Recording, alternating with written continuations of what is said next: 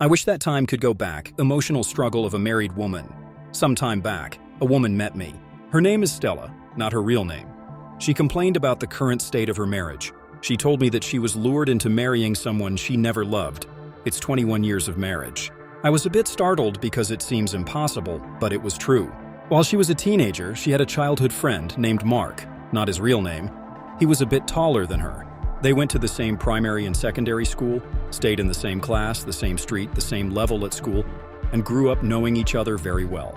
After finishing high school together, Mark wanted to become a journalist, and he applied to study in one of the reputable universities within his state of residence. Stella wanted to study accountancy, and her career goal was to become a chartered accountant.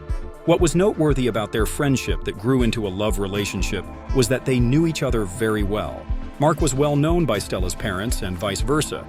In fact, they had these mutual understanding as young adults. Mark proposed to marry Stella just before he started his undergraduate studies in journalism, and Stella said yes.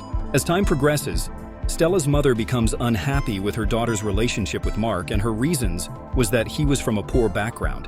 As I listened to her, I discovered from her own words that Mark's parents were not necessarily poor people, but were just living at an average standard according to their societal economy. Things weren't bad with Mark's family, as Stella's mother made it seem like. Stella's father wasn't disturbed about his daughter's relationship as her mother was. Her mother advised her to quit the relationship for a senator's son, who just returned to the state from his studies overseas. Meanwhile, while Mark pursued his undergraduate studies in journalism, Stella was still looking for admission to study accountancy. Stella's mother wanted her daughter to marry a rich man's son, who could take care of her and her parent. That was her discussion with Stella. After much persuasion from her mother, Stella willingly decided to break up with Mark and marry the senator's son, named Jackson, not his real name. She broke up with Mark on their next date. She told Mark not to call her on phone or come to her parents' house again. She made it clear to Mark's hearing that she was going to get married to another man. It was as if she never knew what she wanted. So strange. Jackson was a smart young man who just finished his master's degree and returned to start a new life in his fatherland. Jackson loved literature arts and began a career in it years back, before going overseas to further his education. The senator organized a party to celebrate one of his achievements, and Stella's parents were invited. Stella's mother was the senator's classmate during their university days. Stella accompanied them to the party. One thing led to another thing, and another thing led to another thing, and there went Stella standing before Jackson. Jackson had been a playboy, and he has had affairs with many playgirls. So Stella's beauty and body was another venture to try. It's just that he needed to settle down and get married. They exchanged their phone numbers and addresses at first, and their relationship got closer and intimate over time. As time flew back, Stella got the more unhappy, because what she was seeing in Jackson's behaviors were attitudes she couldn't tolerate so easily. Even when Jackson proposed marriage to Stella, she asked for a few days to give her reply. A few days got into weeks, then many months passed by.